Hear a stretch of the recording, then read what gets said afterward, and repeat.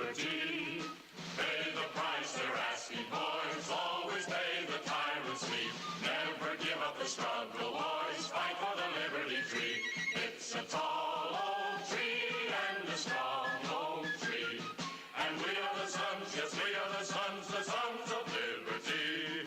Stand for the rights of man, boys. Stand against all tyranny. Hang the lance of freedom, boys. High on the Liberty Tree. It's a tall old tree and a strong old tree. And we are the sons, yes, we are the sons of liberty. It will grow as we grow, boys. It will be as strong as we. We must cling to our faith, boys. Faith in the Liberty Tree. It's a tall old tree and a strong old tree. And we are the sons, yes, we are the sons of liberty.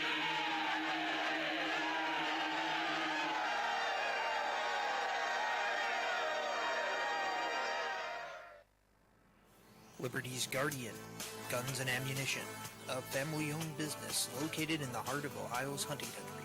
Let us help you find the right shotgun or rifle for you.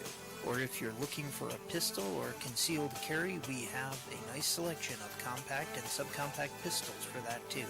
Check out our website at www.libertiesguardian.com. That website again is www.libertiesguardian.com. Go to the website and check out our selection today. We all need to prepare ourselves. You might have the food, water, gold, and silver, but ask yourself, are you truly prepared? That's why you need to visit MaineMilitary.com. MaineMilitary.com carries everything you need. Gas masks, fire starter kits, high-capacity magazines, chemical suits, military surplus items, and much more. Do you own a firearm? MaineMilitary.com has a large selection of pistols and rifles suited for your needs. Are your local stores sold out of ammunition? Call or visit them today for prices on hard-to-find ammo and bulk ammo orders. You don't need to worry about having a military surplus store in your area because MaineMilitary.com is the only store you'll ever need, all from the comfort of your computer. Visit them online today at MaineMilitary.com. That's Maine, like the state, military.com.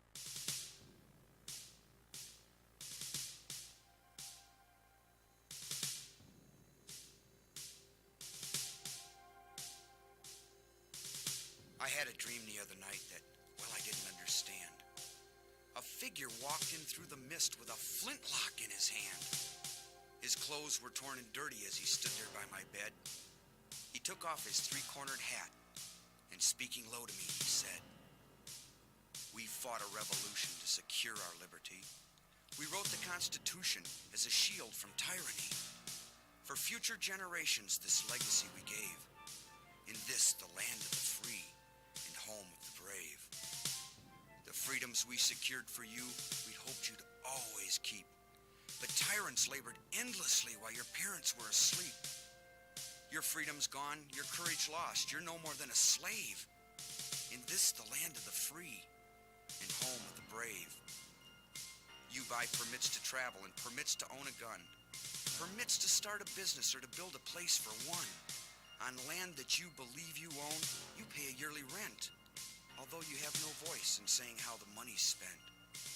Your children must attend a school that doesn't educate, and your Christian values can't be taught according to the state.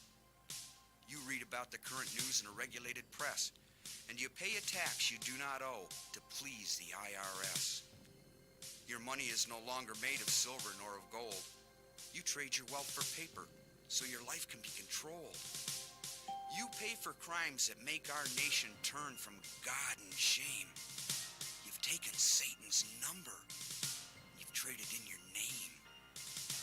You've given government control to those who do you harm, so they could burn down churches and seize the family farm, and keep our country deep in debt, put men of God in jail, harass your fellow countrymen while corrupted courts prevail. Your public servants don't uphold the solemn oaths they've sworn. And your daughters visit doctors so their children won't be born. Your leaders send artillery and guns to foreign shores and send your sons to slaughter fighting other people's wars. Can you regain the freedoms for which we fought and died? Or don't you have the courage or the faith to stand with pride? And are there no more values for which you'll fight to save? Or do you wish your children to live in fear and be a slave? Oh, sons of the Republic, arise, take a stand. Defend the Constitution, the supreme law of the land. Preserve our great republic and each God-given right. And pray to God to keep the torch of freedom burning bright. As I awoke, he'd vanished in the mist from whence he came. His words were true. We are not free, but we have ourselves to blame. For even now as tyrants trample each God-given right, we only watch and tremble, too afraid to stand and fight. If he stood by your bedside in a dream while you were asleep and wondered what remains of the freedoms he'd fought to keep, what would be your answer if he called out from the grave? Is this still the land of the free and home of the brave? God bless you, and God bless this republic.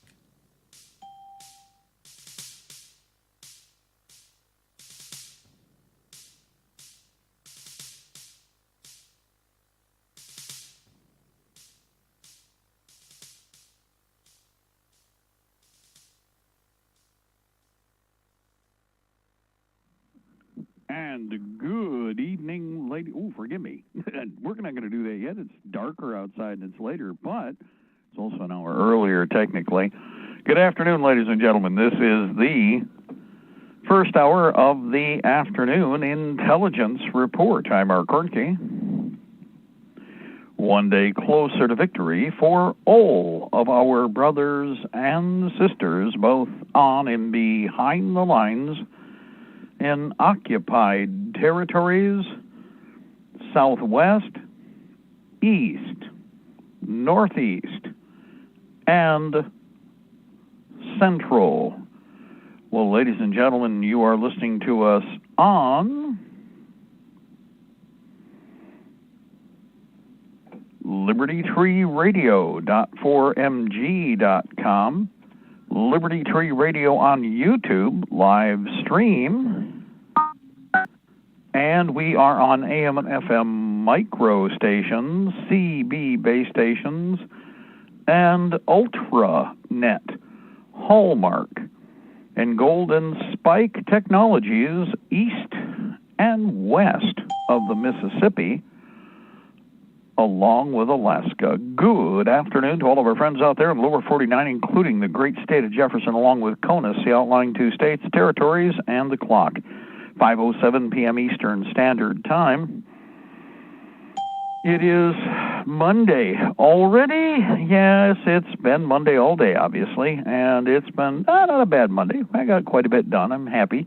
Started out with a few things this morning, checking out some of the other camouflage, some of the odd stuff I picked up with the new season change, and some of the stuff I'm really satisfied with. Just probably won't be able to get any more of it, but more on that in a minute. Today's date, well, it is October forgive me, we're past that, we're past Halloween and everything. It is the 2nd of November, it is the 12th year of open Fabian Socialist and Soviet Socialist occupation of America with a K, 2020 Old Earth calendar, 2020 year of conflict, year of betrayal, battle for the Republic, the Dance of Swords. And on that note, real quick, I want to say hi to all of our friends that came up and visited for training this weekend. I understand we had a lot of other people from other states, and we had also two expeditionary groups that went down and were training in southern Pennsylvania this last weekend. So for you guys that are obviously, I assume, already back, some stayed around because they have relatives in southern Pennsylvania, eastern Ohio, and eastern, not western, and also down there on the ridge. So a few people stayed and, extended the holidays, so to speak, although it was a working weekend, and ignore the Halloween garbage. The big thing here, again, is not enough time to get everything done, but quite a bit accomplished. The big thing is sharing communications, concepts, getting everybody hooked up into the grid, and also other ideas about mechanized, etc. Everybody loved the body armor upgrade for the trucks.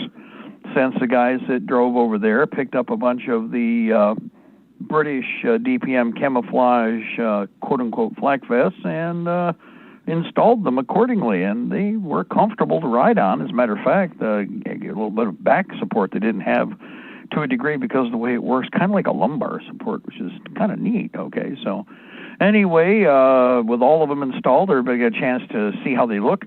By the way, on that note, with regard to the British vests, they are virtually new. If they are used, they got pulled out of the box, put on the shelf, they stared at them for a while, and then they took them off the shelf and dumped them out the back door, or put them in reserve, which, the British system, there's a whole big money-making, scam on that, where they'll support any dictator, but any, like America, we get to see that stuff. So in whatever roundabout way they ended up coming out of the British system, probably through some other ally or alliance arrangement, whatever, or at least into the Rent-A-Revolution market, and there's a glut in certain areas with regard to the more modern armor, but not the latest armor. And for that reason, the older stuff it's kind of like rifles and machine guns, okay, submachine guns. They're cutting stuff up for a reason. When it's $11 a piece or $6 a piece, seriously, that's what you're talking about for some of these submachine guns. We're not talking hundreds of dollars. We're talking tens of dollars. It gets to the point where there's such a glut of the lower-end guns that are not really outdated. They're not obsolete by any stretch of the imagination. They will kill you dead in a doornail, and they're built within the last 50 years. But there's been a whole pile of other weapons built since. And they're commanding the market for the brain dead, who, of course, get bribes from the Rent-A-Revolution companies. Everybody else, hey, you find what you can and you do it. Well, if you're smart, you grab every last version of a model that's out there that's cheap, pick up all the parts inventory, spare parts inventory, and every weapon that isn't nailed down. You could run for decades with weapons like that, because many of them are virtually brand new, unissued in the box for $8, $9, $10, $11 a submachine gun. Magazines are pennies, 10 cents, 11 cents, 9 cents. You don't buy them by the unit. You buy them by the pound is what you're buying. You buy the accoutrements and spare parts by the pound, and it's not expensive, okay? So anyway, sidebar on that. Now, I was mentioning the camouflage. The Italian Vegetata really works well this time of year, and it's interesting because if you look, I hadn't really paid attention to it, until you get to see more of it close and then put it out next to things.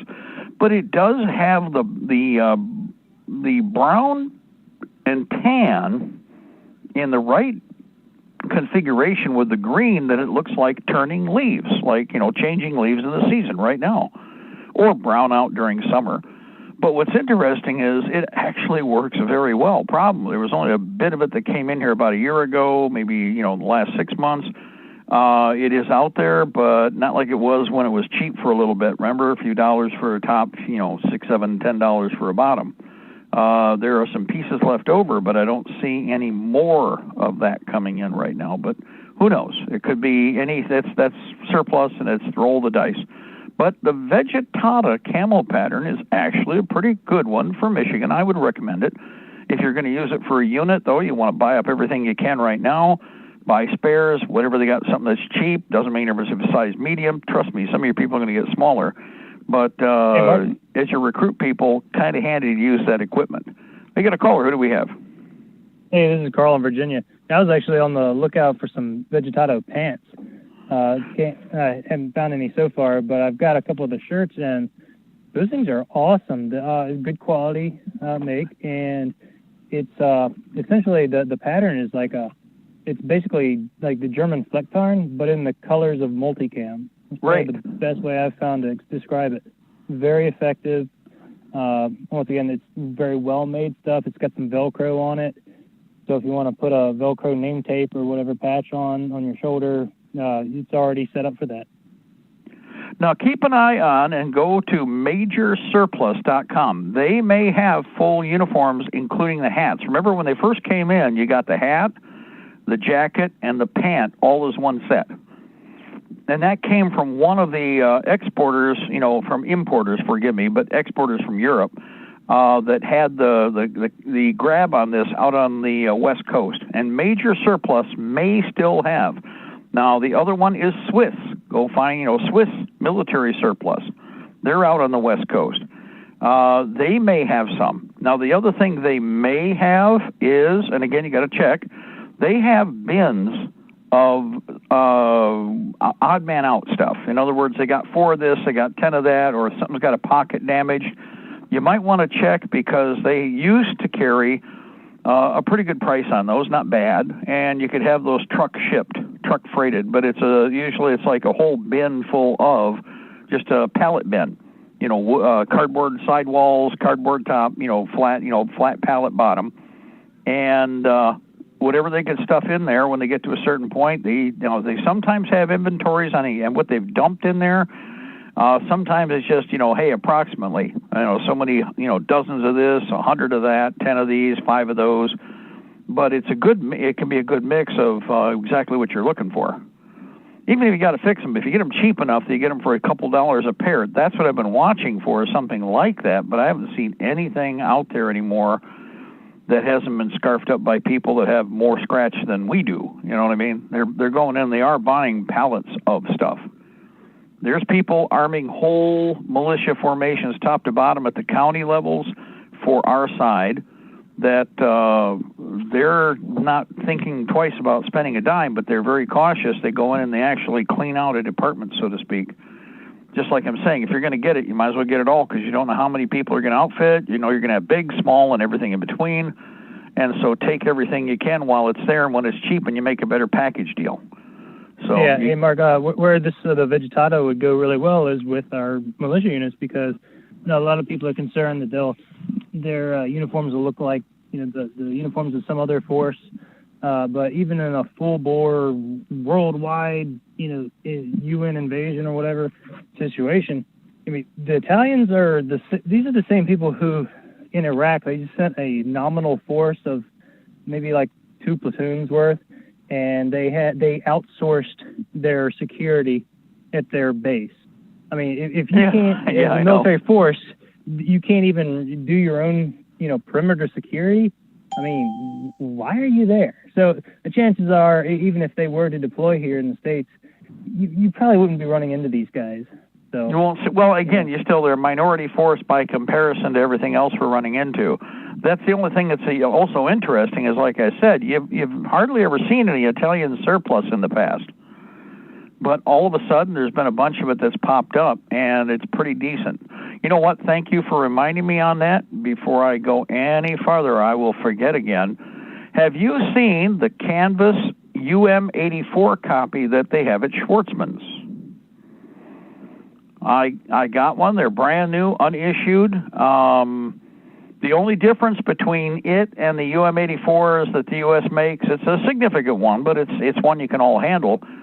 Instead of a supplemental strap like a loop in the back, and then also like Alice keepers or Euro Type 58 keepers or Molly, they use a couple of J-hook hangers of the same type that you would see on the older Alice gear and all, on the Alice suspenders or on the old Vietnam Euro Type 56 suspenders. Only just the reverse, 2 of them side by side. However, they're only $12 a piece, and having looked at these, somebody's going to go, a UM-84 is not cheap. Even when they had a pile of them come out as surplus, guys, there was a wave there for a bit in the last year where there was thousands of those things that came through, tens of thousands that came through the government auction. It was 2,000-3,000 at a time per lot, and they're still not cheap. And this is a decent holster. It's well padded. You'll recognize the design when you see it, but if you go over to Sportsman's Guide, www.sportsmansguide.com, I'm going to see if I made sure I put it back in my purchase list. I think I did, but I might not have. It is over in the sales section right now, over in the clearance section. And nope, I don't see. They do have the mag pouches, which, by the way, combine the two, and you got a real cheap pistol rig. You do have to have a grommeted pistol belt to be able to use this. That's the only thing. Got to have it's got to have the grommets in it, and grommets on the pistol belt itself. But for what it is, if you are using, like myself, I have several different units, putting this particular holster on is not a bad package. I like the way it sits, and the price is right. $12 for a very well-secured holster, by the way, although it's going to hang. Now, this is the only thing about that. Instead of an M1910 hanger, which is what you used to see on the leather 1911 and K-frame holsters, instead of that 1910 hanger, that's what that wire hanger is, which, by the way, you don't just loop it around the eyelets. You also take a pair of pliers, and you're supposed to close the base where you hooked it through. Close the, not up where the loop is where it goes through the belt, but down where it loops back around. You're supposed to close that a little bit, and that keeps it from slipping off or sliding around. But most people don't know to do that. They figure, oh, God, I don't want to have to pay for this. Or if you bought it, you didn't think, oh, I don't want to mess it up. But that is how you're supposed to use them. Now, in this case, rather than the 1910 hanger, they went with a J keeper type, which has a little spring. Remember, you hook it on, and you have the spring that keeps it from, sliding back off of the J. And, again, they are brand new, and they're actually well packaged. If you wanted to use them with a 510 program, they would work really well because they're already in a heavy Visiqueen bag, as is typical for a lot of the surplus from the Rent-A-Revolution companies. They want to keep the stuff clean. They've got an investment in it. They can make money on it. And it definitely is a worthwhile item for what it is. I recommend it. If you have if you're using regular Alice gear, if you're using the Granada rig and you put the pistol belt underneath, this holster would work just fine with that. If you got the Vietnam era gear or any of the Dutch or the Austrian standard Cold War equipment, which is copying our equipment, this would go right on that system too. And of course, any of the Italian rigs that have the same belt. So it's a neat solution, and again, look in Italian surplus. Here's another quick way to find it. I'm going to do it right now. Go Italian surplus over at Sportsman's Guide. Just do a search, surplus. You don't even have to do holsters. You may or may not find what you want. I don't know how their search system works. It's horrible. Okay, right, it turns up on the third column. Here we go. Italian military surplus 9mm canvas holster, new. Look at it. You'll see what I'm talking about. It looks very much like a UM84. Basic pattern is the same. And $11.29 a piece if you're a member, or $12.49 if you're not.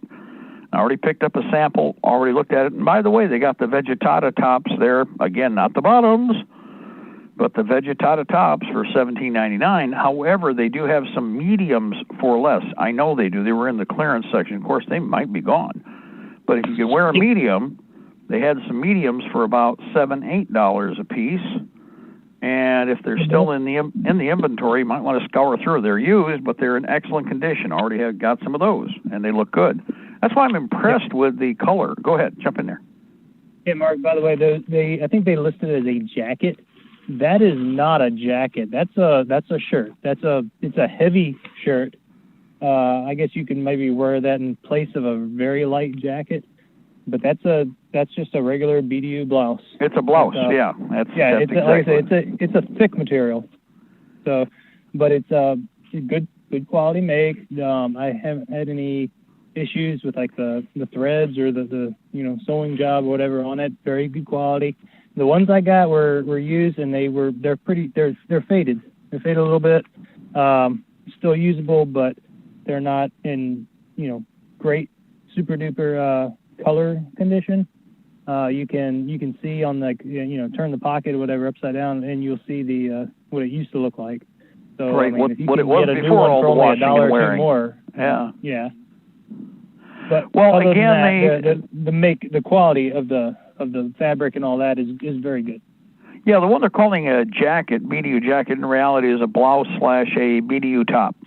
That's the 4-pocket standard. That's in the traditional cut, rather than the Nehru cut or the what basically was the newer NATO / vertical and horizontal pocket systems.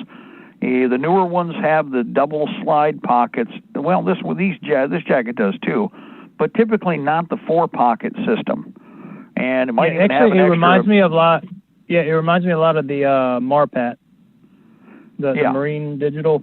It's a lot like that as far as the cut, Now, something that the Marpat does not have that this does is a little pocket on the inside, left side. You got like an interior zipper, got a vertical zipper, giving you a little secret stash pocket there where you can put a notepad or whatever. It might help you. But that was kind of cool. I didn't Exactly. expect that.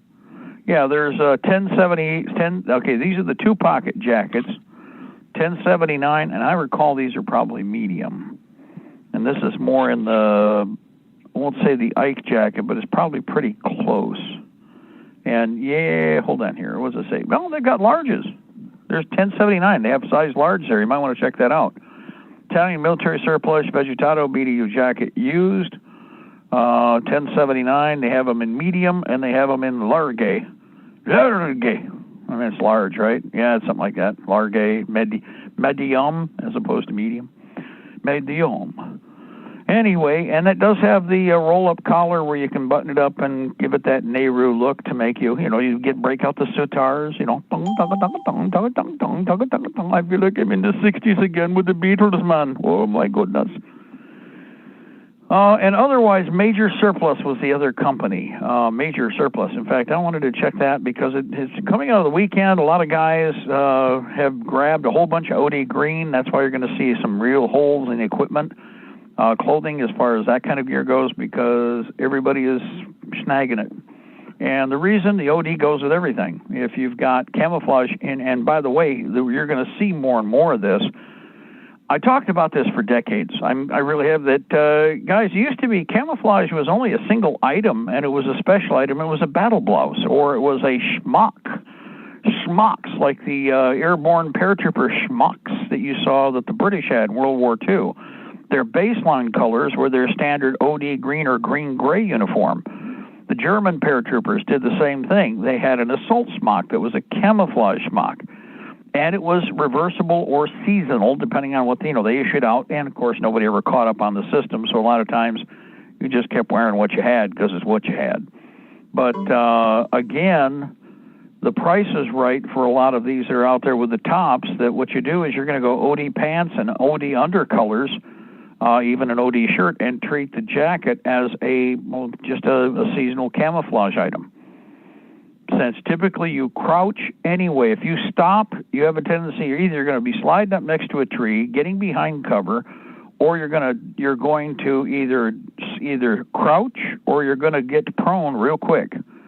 Now, if you crouch, remember your camo pattern is working with both the 4 colors around you and whatever's behind you, which is why, again, most people wonder why, I've been emphasizing like the browns and stuff. Well, it doesn't match everything here. Well, if you're horizontal and you're across from somebody, and I'm looking right across now at 3 tree lines, okay? Each tree line here has 3 different colors. Each one is a different color range depending on where it is in proximity to the wind and the sun. In fact, down the road here, we got a spot where the trees just now have started to turn color. Everything here has dropped its leaves. But down the road, we've got green, green, green with a little bit of red or a little bit of russet mixed in. But here, for instance, the oaks, which are in the same vegetata colors, in that, there's some browns in there. You've got some green mixed in with it still. It's in that bubble pattern because it's the leaves that are, changing progressively, and how they die out, like a line. These are all things that were learned a long time ago about camouflage and, trying to make things blend in. Even with minimal work, at least if you put the basic gear on, does it offer breaking up your silhouette. Now, the only thing I'd remind everybody about, this is also true with camouflaging your vehicles, everybody emphasizes trying to get some pretty bubble pattern or camo pattern that looks oh, man, I love that way it looks. Well, it does look great. Yep. In fact, it really camos well. Unless you're in the tree line and you realize that all those tree barks, those tree bark lines are up and down and straight and angular, and they're not in green, are they? This is why I've talked about using the gray-green, or, for instance, that London fog and a gray-green combination in angular lines on the sides of the vehicles. Because when you're looking at it, you're going to duck into a tree line, guys. Think about it. You're not a big bubble pattern down below a brush. That's up above. Now, you want that to a degree all around the vehicle, but you need it broken up with the other colors. We have a caller. Who do we have? We got Tom. Up this way, we got a little white mixed in with everything, too. We had a little snow over the weekend. Right, and again, well, that's good for deer season. I mean, it's that time of year.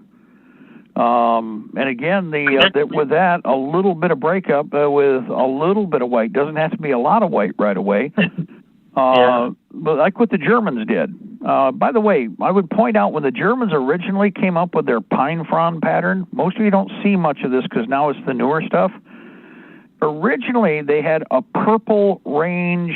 It was a purple-gray pine frond in addition to the green pine frond, or you had brown pine frond with some green. It wasn't all one solid color like you see now, where it's white field with a green blossom, a green pine tree look. You know, actually what it is paintbrush splash. Instead, they actually had several different colors. They learned that purplish brown or that purplish gray actually did very well at working in, especially like if you look across the fields. Tom, up where you are, you got pine trees in some places, brown out in the other, right? Uh-oh, we lost Tom again. Yeah, we do. We got pine trees and we got different things up here. Plus, this week coming up, we're supposed to be back up in the 50s and 60s. So, yeah, this is Michigan. Yeah, another thing about that is doing camouflage. If you've got tired or if you've got a bunch of old snow camo that somebody, wants to get rid of and you find it in one of these sales, guys, grab it and break out the paint or the RIT dye and do more of a brown paintbrush swash pattern like you see on the German snow camo, but add a little more color, add different colors, a little bit of green, a little bit of brown, a little bit of gray, and be creative and break it up. Don't try to make a pattern, be random. But the thing is, as we get into this transition period, and even in the middle of winter, you don't see just white unless you're out in the middle of a field. And if you're out in the middle of a field, you're in the worst damn place. You shouldn't even be there. And especially since everybody talks about being a secret squirrel, I'm going to be special this and super snooper that. Well, okay, if that's the case, then what are you doing out in the middle of the field? I'm sorry, it just doesn't work that way. In fact, it takes longer to travel, but if you know anything about actual unconventional operations, oh well, get over it. It takes longer to accomplish something. You get to where you're going in one piece. When you leave, you go by another route, ideally, but it's picked for the same reason, concealment. Go ahead, caller. Again, well, up in this way, not even plain white in the fields up here because we still got like little ferns and stuff that's still sticking up in this. So even plain white won't do in a field up in this way. Tufts of grass, tufts of tan and brown. That's why I recommend during the winter the 5-color chocolate chip, or of course any of the real tree for base color if you want. And when you put your snow camo over top of that, if anything else leaks out or if anything else is another color, like you said, you get that brown, tough, gray ground, green colors that pop up. Up here in Michigan, we got a lot of swamps. And guys, you'll still have insects flying underneath those tussocks. And a lot of green, brown, or brown, earth brown rotted, because it's not quite gone, okay? It's still hanging in there, trying to. And a lot of the marsh grass is like that. So where we are the land of lakes. We outdo Wisconsin as far as rivers, lakes, ponds, muck holes, and places you can sink up to your eyeballs and disappear forever. So again, that terrain is how you need to be thinking and how you need to sculpt your camouflage. And remember, don't forget, you want to still add protection in terms of a thermal blanket under there somewhere for the same reason as always. Also, we try to travel when it's cold, when it's wet, and when it's cloudy.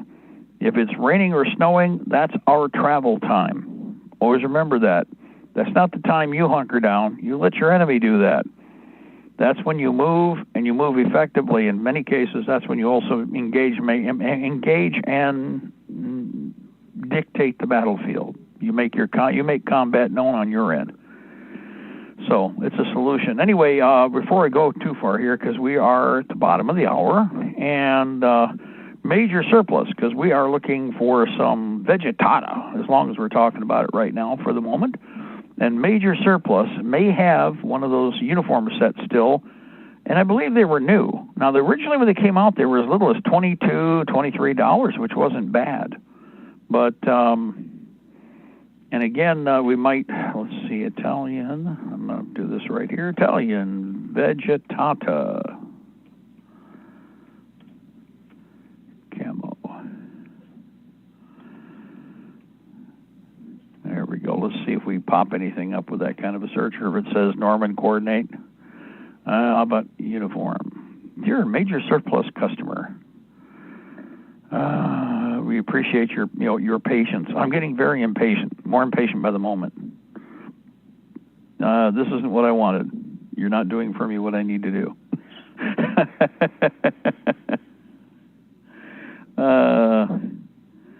But they're asking me to be patient, which, of course, everybody should be with the situation it is. I thoroughly agree with that, because these guys are pulling their hair out trying to keep up with what's going on.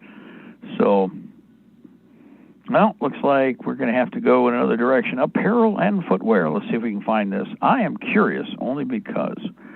By the way, Major Surplus is the one that has the Turkish reversible poncho, which, for what Tom was just talking about, if you pay attention, guys, the reverse color is a snow pattern, but it's not stark white. It's a snow pattern.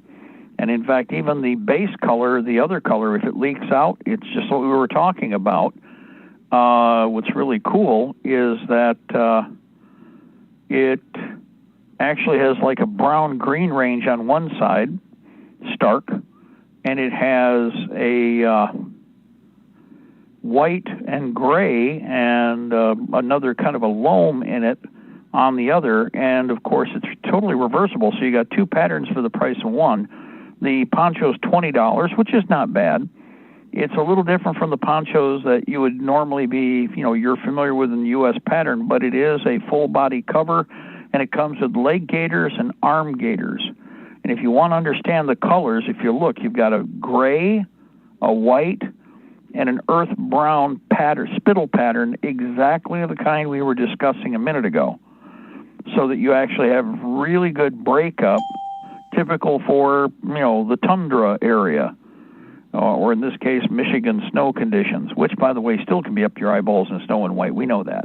The other color on the base color on the other side is a tan, an earth brown, and a medium green.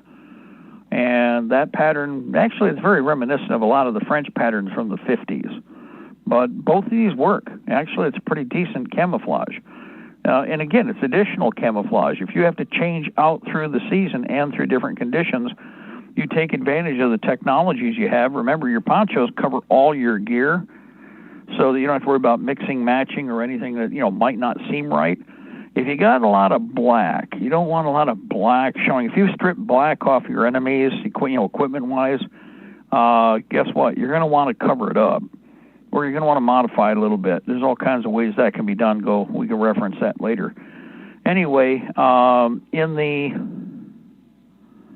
especially in the uniforms, as somebody's asking, why can't we find any pants? Okay, I'll address this again, because I know it's probably a new listener. I appreciate that. Well, let me point something out. As I've said many, many, many times, the closer you get to the ground, the more wear and tear.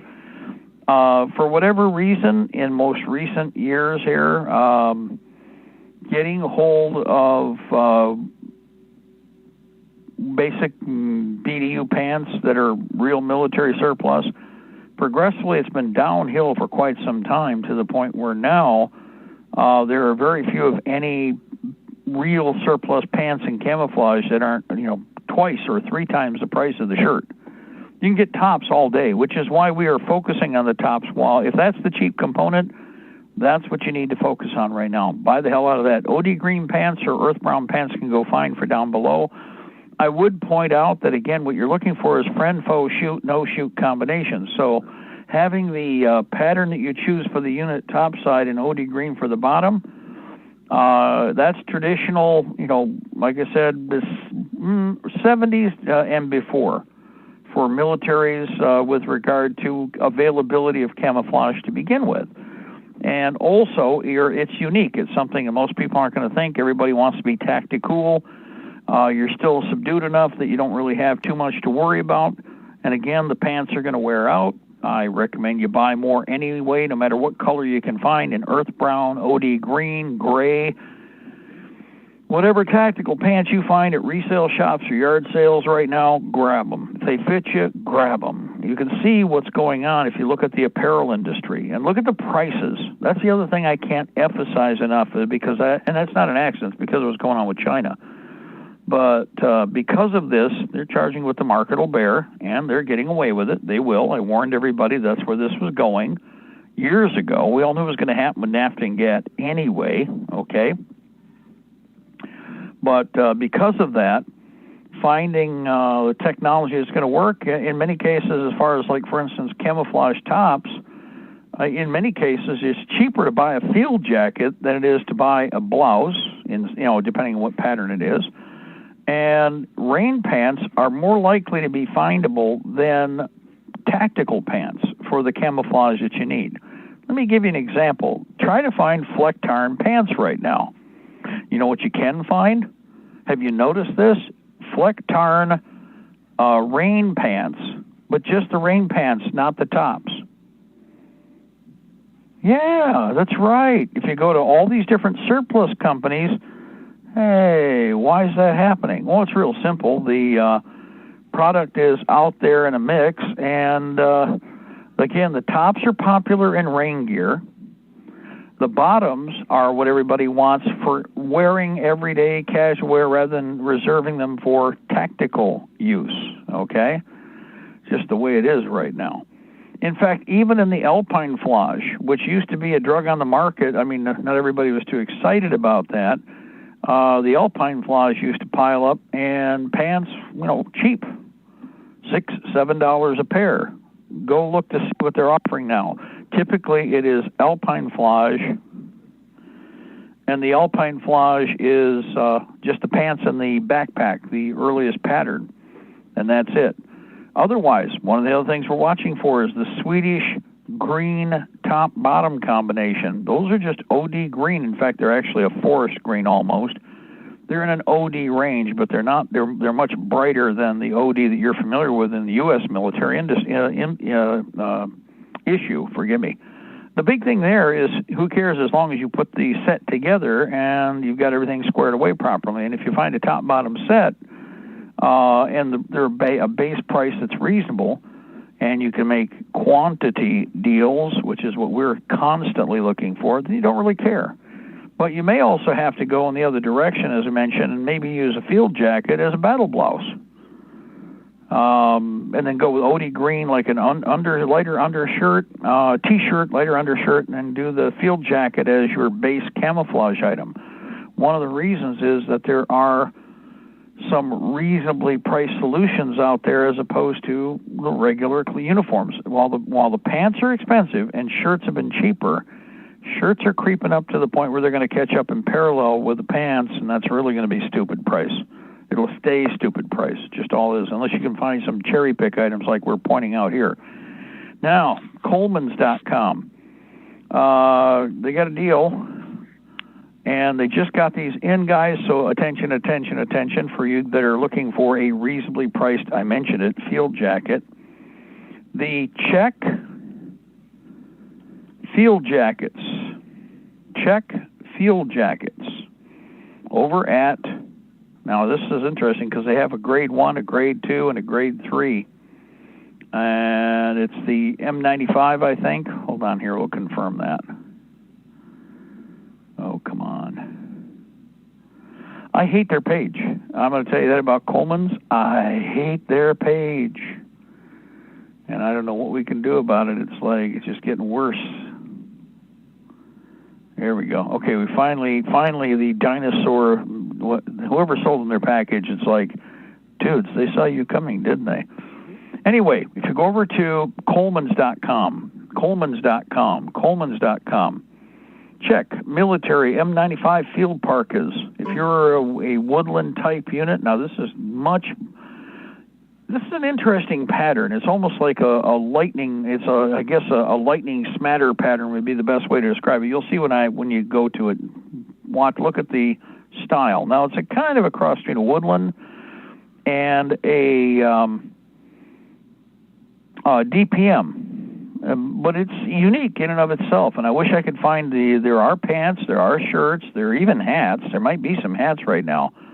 But check military M95 field parka, and they're as little as $9.95 a piece. Uh-oh. Well, what condition are they in? Well, pay attention here. This is what I buy on occasion when I can find them, and if they're the price they are, $9.95 a piece, then they're definitely worth picking up, at least to have additional work field coats that are actually in camouflage. If I'm going to spend money on a what is a beater coat, I might as well get a camouflage, right? Well, the step one, or the grade one, are basically like new. The grade two are used, good condition, previously issued in working order, but in working order. Number three, which is what I'm interested in, used condition, may be missing buttons, broken zipper, or tears. I don't see many tears with these, but what I do see is usually a button missing, or yes, the zipper might not be working. Mostly, if you know where to go for millinery supplies, you can buy pulls and guides and even complete zippers, but usually it's not the whole zipper that's damaged. It's that the pull for the zipper is gone. Okay. But anyway, they have them in extra large, double extra large, and large. Yeah, you heard me right. 2X, 1X, and large. So here's what I would recommend. Go over to Coleman's.com. Go to the check military M95 field parka. For all you ladies out there who have a sewing machine, if you're looking for a nice parka and you don't have much money, or all you guys and you have a sewing machine and you don't have much money, I would get the number 3, and you can get it in extra large. Can't get an extra large, so you might have to spend a little more money on like grade 2. But grade 3 is $9.95, and they only have the extra large. Don't worry, it'll fit you smaller people, not a problem. But you're looking at $10 a piece, $9.95. And it's an interesting pattern. I've had them before. This is actually a better size range, because remember before, some of you guys had bought a couple hundred of them. We paid about that price, but we paid that for smalls, mediums, and larges, and there were some extra large. In this case, it looks like they found the other batch, and it's large, extra large, and extra, extra large. So if you got to spend more, it's going to be because actually, it looks like you're going to spend $29.95 to get the. Sorry about that.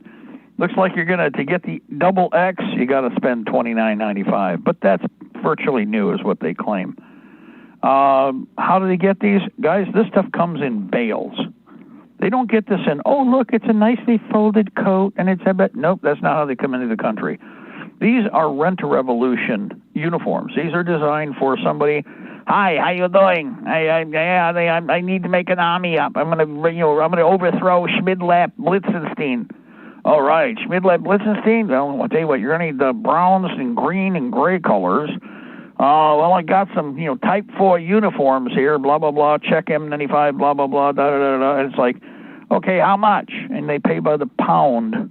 And the pound, what they do is they use a cardboard baler. You ever seen a cardboard baler?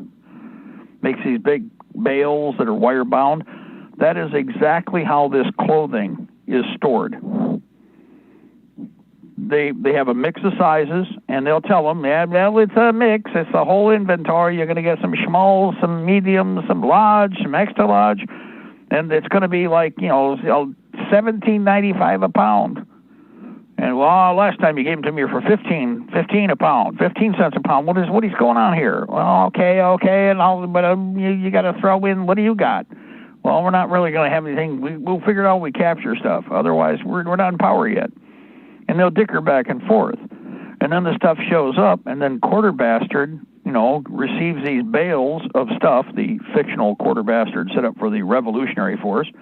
And they unsnip everything, and all of a sudden they've got uniforms, and they have boots. They come in by the bales, and they have all the boots come in bins. Okay, but this is how the Rent-A-Revolution companies operate. When you see surplus, it came in like this. comes in shipping containers packed like just big bales of finished cotton, in other words, clothing. And sometimes there's even stuff shoved in there because they need to make space so the stuff doesn't rock around because the shipping companies demand that. So they'll fill the difference with all kinds of weird stuff, which I used to buy all the time from the wholesalers, because there'd be a bunch of stuff that's not their regular inventory. It's something that's, unique. I like unique. And especially when I get like hundreds or thousands of units for pennies, and we did. And in the process, you guys benefited. You guys, some of you listening, did exactly that. Built up whole inventories for your units, and you're still not worn out of everything. East German equipment was like that especially. We have massive quantities of East German in reserve. And it's a great pattern for Michigan, and actually pretty reasonable, actually pretty decent equipment.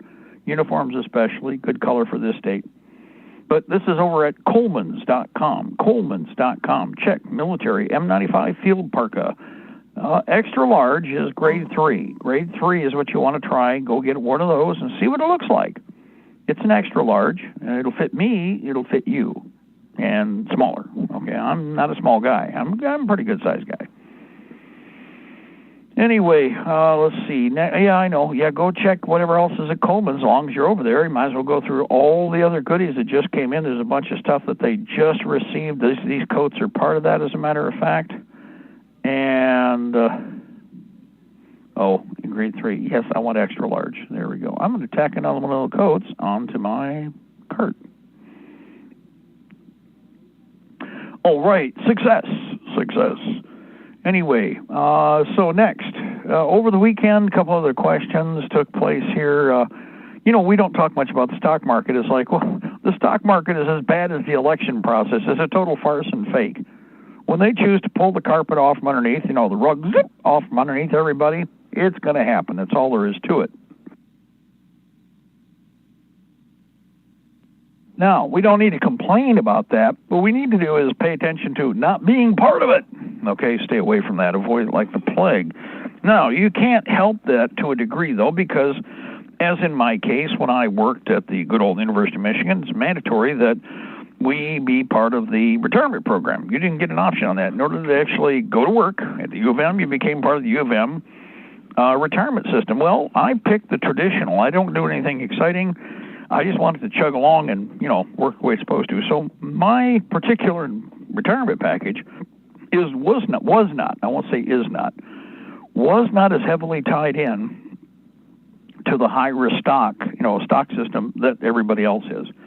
I am sure that's changed. I've argued that by the time we get around, especially our age bracket, they'll do like they've done with everybody else and steal and rip off and backdoor as much of it as possible. And what they do is tweak little rules here and tweak rules there, little rules that move billions of dollars out of the accounts where they were supposed to and into the back pockets of some shyster overseas in Israel. Okay, one of the toady turds over there, or one of the toady turds in New York, or down in Miami. Take your pick.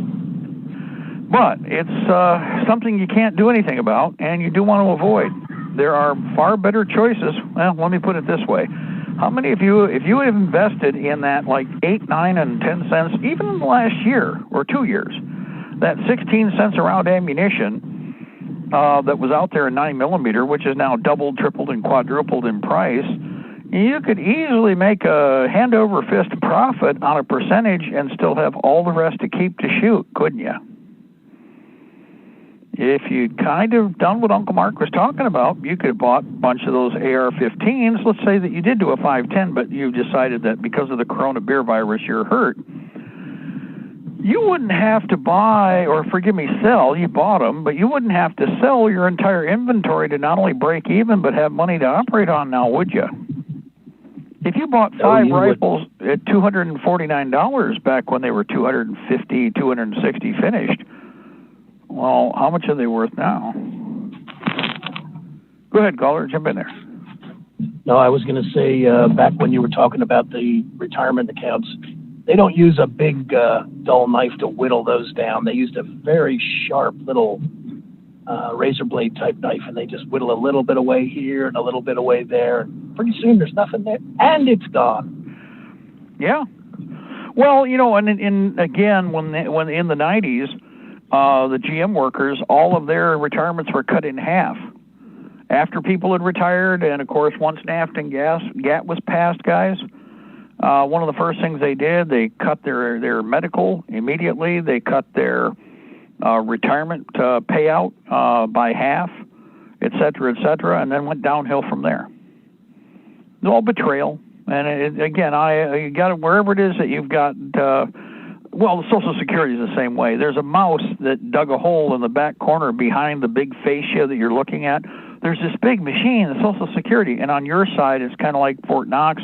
There's this big pile of gold bricks in front of you. Look at the size of that wall, which goes from the floor to the ceiling. Oh, how deep is it?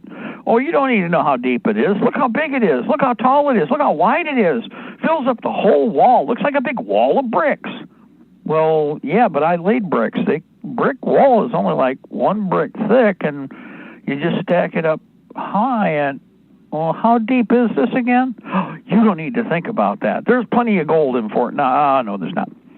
Now, the same is true with what they've been doing with Social Security. In fact, everybody's lamenting Pelosi and the rest of the turds passed a bunch of garbage to pay for their attack on Trump by stealing from the Social Security system because they didn't have the money. They never had the money to do it in the first place. But where did they go? Well, they stole money from you and me, and it didn't benefit us, not in any way, shape, or form.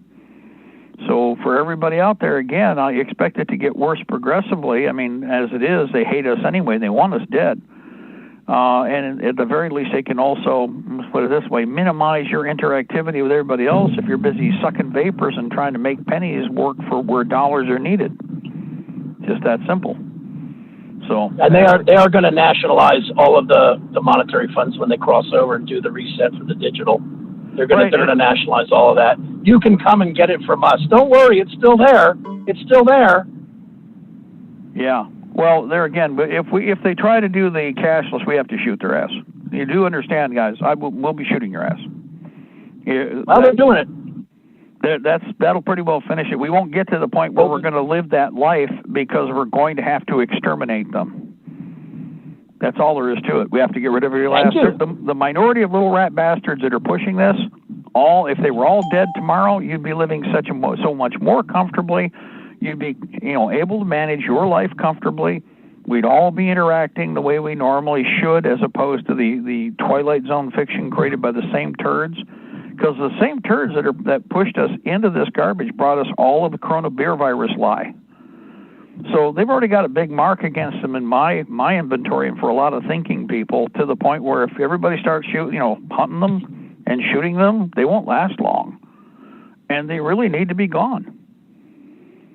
We don't need a cashless society. In fact, supposedly, if everything's right as rain and hunky-dory, why would we want one? What do we need that for? Who benefits from that? A very small, tiny faction who are able to claim that all of a sudden, oh, wait a minute, this is royalty, that everything out there, they own everything. Well, at that point, that's when you shoot their ass out of existence. Really? Yep, they can limit anything you do by shutting off your digit. Right, and that means that you're a slave. You're a bondsman / property. Or getting one a week for the next year. They'll just pull the plug. Hey, look, you can't spend any money. I think the fascinating thing is that they're believing that, and this is kind of like where they're yapping. Wow, there's three things to overlap here. Let's go this way. Anybody notice how they're doing all these pieces? Oh my God, you guys need to be embarrassed because all these people are getting ready to shoot the communists if they try any of this garbage. Oh my goodness. Oh, aren't you shocked? What's funny is everybody is pretty well like, oh yeah, cool, I hope I can join in. But what's interesting is the angle they're taking, like you're supposed to, be shocked and amazed and apologetic. We go, oh no, we would never do that. Everybody's planning on doing that, by the way.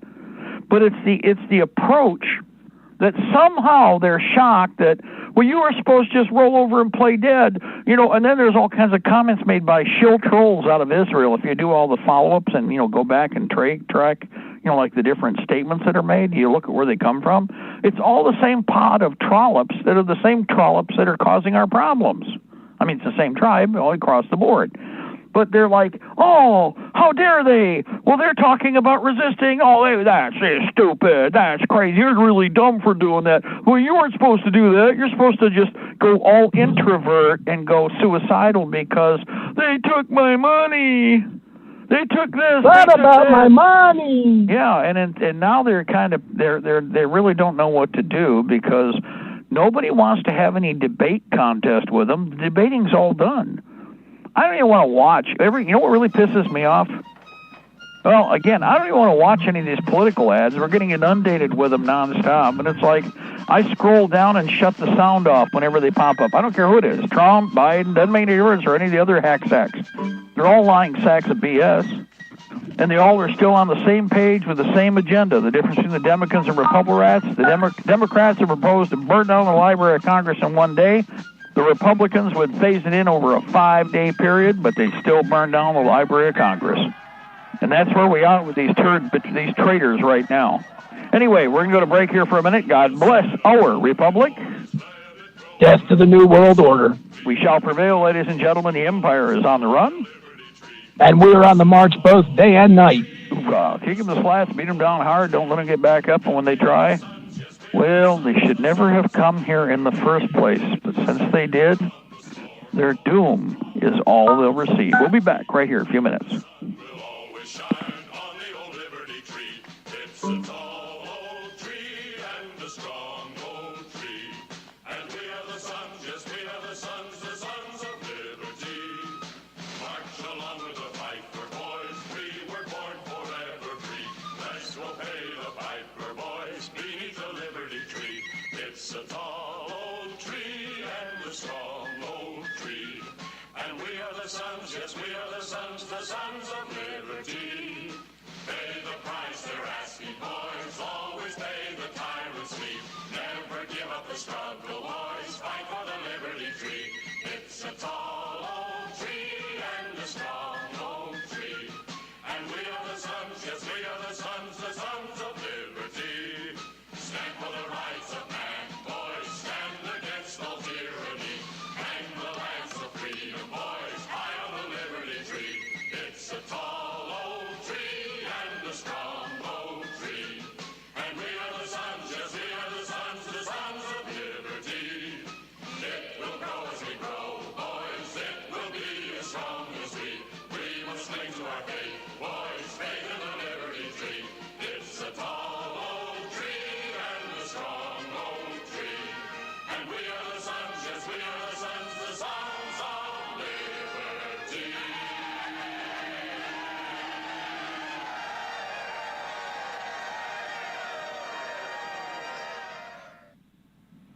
Liberty's Guardian, Guns and Ammunition, a family-owned business located in the heart of Ohio's hunting country. Let us help you find the right shotgun or rifle for you. Or if you're looking for a pistol or concealed carry, we have a nice selection of compact and subcompact pistols for that too. Check out our website at www.libertiesguardian.com. That website again is www.libertiesguardian.com. Go to the website and check out our selection today. We all need to prepare ourselves. You might have the food, water, gold, and silver, but ask yourself, are you truly prepared? That's why you need to visit MaineMilitary.com. MaineMilitary.com carries everything you need. Gas masks, fire starter kits, high-capacity magazines, chemical suits, military surplus items, and much more. Do you own a firearm? MaineMilitary.com has a large selection of pistols and rifles suited for your needs. Are your local stores sold out of ammunition? Call or visit them today for prices on hard-to-find ammo and bulk ammo orders. You don't need to worry about having a military surplus store in your area because MaineMilitary.com is the only store you'll ever need, all from the comfort of your computer. Visit them online today at MaineMilitary.com. That's Maine, like the state, military.com.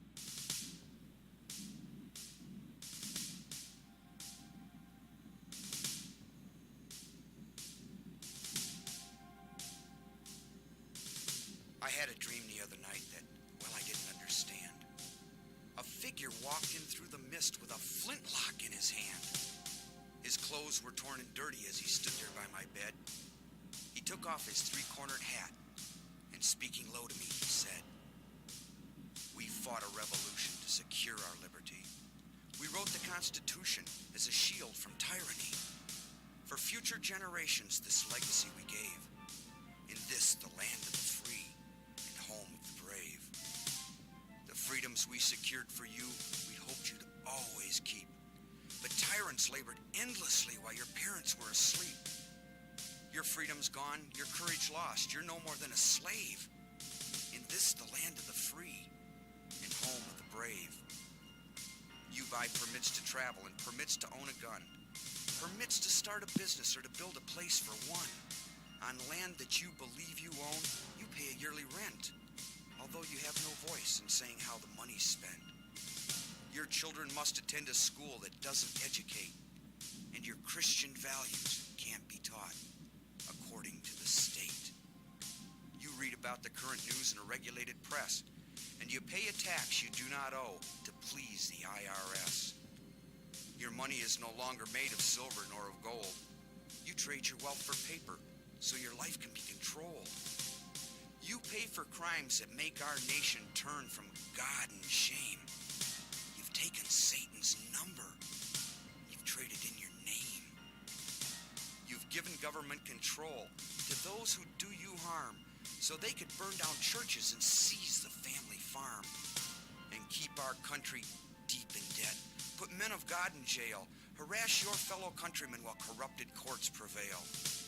Your public servants don't uphold the solemn oaths they've sworn. And your daughters visit doctors so their children won't be born. Your leaders send artillery and guns to foreign shores and send your sons to slaughter fighting other people's wars. Can you regain the freedoms for which we fought and died? Or don't you have the courage or the faith to stand with pride? And are there no more values for which you will fight to save? Or do you wish your children to live in fear and be a slave? O sons of the Republic, arise, take a stand. Defend the Constitution, the supreme law of the land. Preserve our great republic and each God-given right. And pray to God to keep the torch of freedom burning bright. As I awoke, he'd vanished in the mist from whence he came. His words were true. We are not free, but we have ourselves to blame. For even now as tyrants trample each God-given right, we only watch and tremble, too afraid to stand and fight. If he stood by your bedside in a dream while you were asleep and wondered what remains of the freedoms he'd fought to keep, what would be your answer if he called out from the grave? Is this still the land of the free and home of the brave? God bless you, and God bless this republic.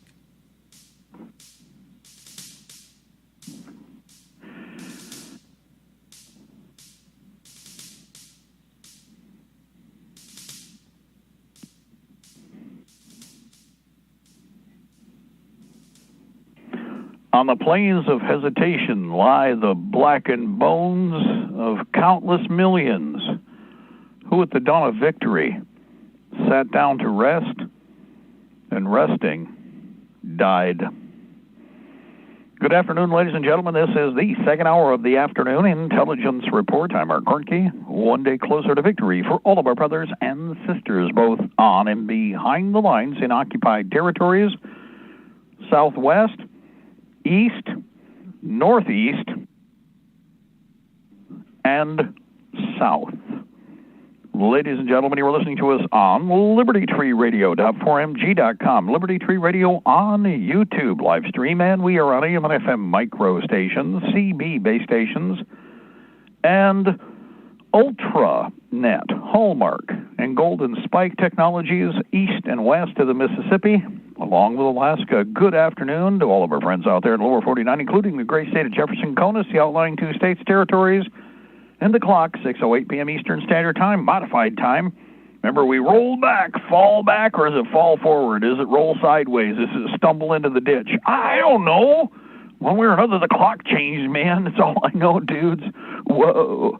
Anyway, it is Monday. It is the 2nd of November. It is the 12th year of open Fabian Socialist and Soviet Socialist occupation of America with a K. Hunt them all down every last one of them. And 2020 older calendar, 2020 year of conflict, year of betrayal, battle for the Republic, the dance of swords, and we've been in flame and fire for the last year. So what do you mean waiting for the war to start? It's already been going on.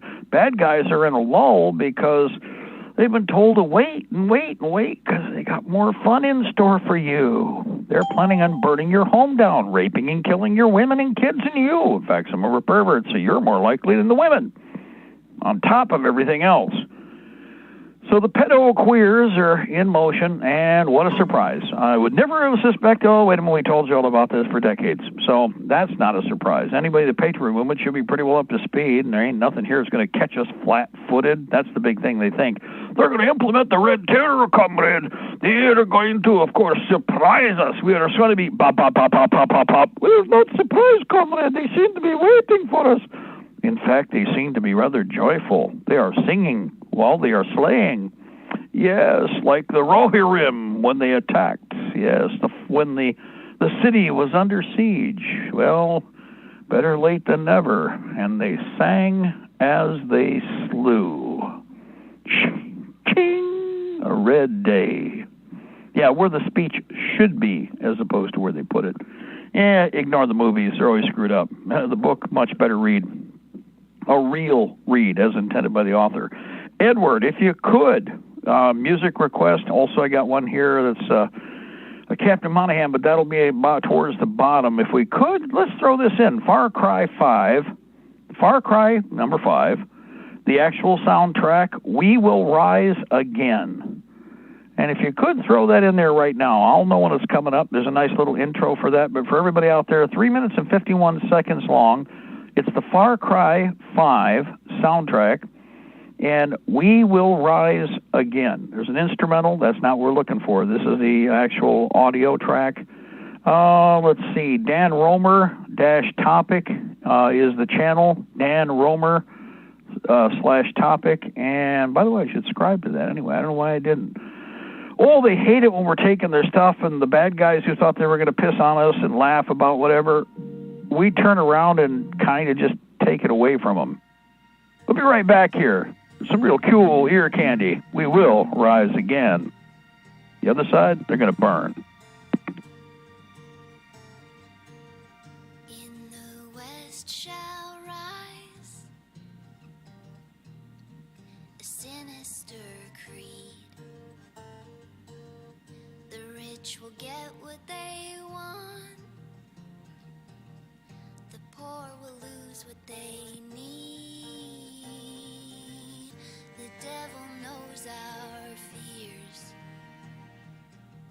He told all his friends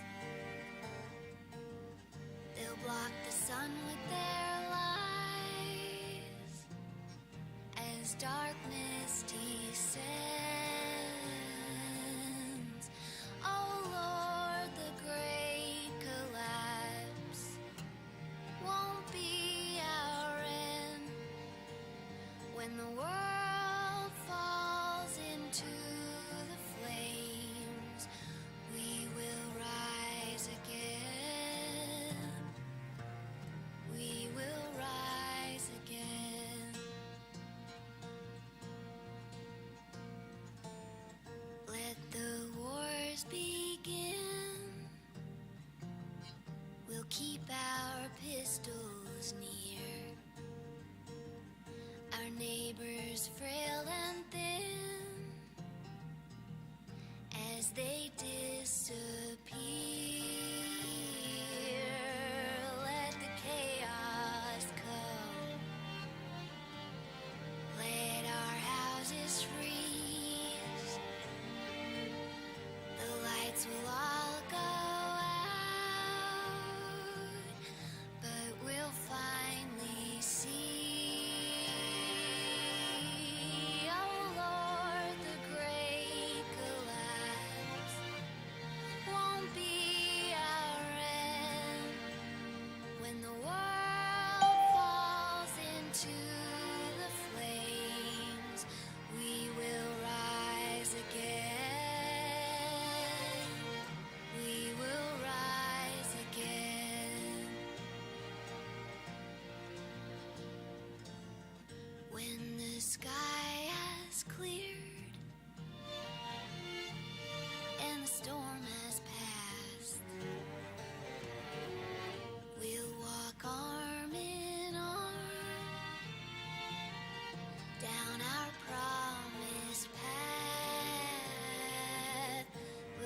watch the sun come up